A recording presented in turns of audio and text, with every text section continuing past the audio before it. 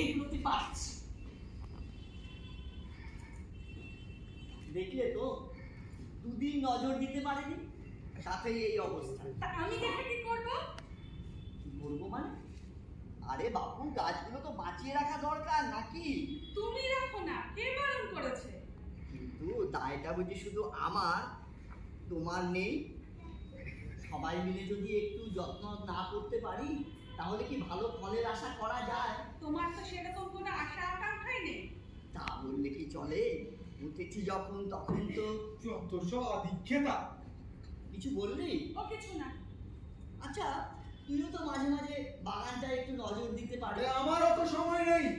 আরে বাবা, সময়টা বের করে দিতে হয়। যদি বলি আগ্রহী নেই, কেন?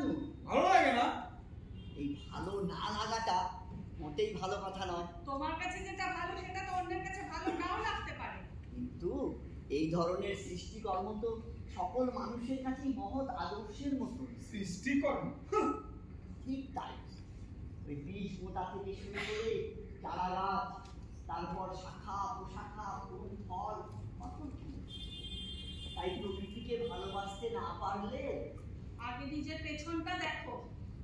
কিছু বললে? বলছি নিজের পেছনটা দেখেছো? তার মানে? জামাটা খোলো। কি বলো তো? ও তাই বলো? ওই জন্য এই রাস্তায় না আমাকে অনেকে দেখে মুখ টিপে হাসছিল। এরপরে লোকে পাগল বলে ধুয়ো দেবে। হ্যাঁ, দিতে পারি। আচ্ছা বাবা, এত লোক থাকতে ছাত্ররা কেন শুধু তোমাকে নিয়ে দেওয়ালে আসলে কাটু রাখে? কেন প্রায় কালি ছেড়ায় তোমার পিঠে? তো আনন্দ পায়। আসলে তোমার প্রতি রয়েছে ওদের অশ্রদ্ধা। হতে পারে, তবে কি জানিস, মানুষের জীবনে রয়েছে অসংখ্য খণ্ড খণ্ড সময়। এর এক একটা সময় এক এক ধরনের চিন্তা ভাবনার জন্ম দেয়। তাই আজকে অশ্রদ্ধার কারণটা কালকে শ্রদ্ধার কারণও হতে পারে। ভবিষ্যতে কি হতে পারে তা নিয়ে না ভেবে এখন যা হচ্ছে তা নিয়ে মাথা ঘামাও। ঘামাচ্ছি তো, নিশ্চয়ই ঘামাচ্ছি। না, ঘামাচ্ছ না। যদি সত্যি সত্যি ঘামাতে তাহলে তাহলে তাহলে কি? কি আবার সব জেনে শুনে কেন না জানার ভান করছো?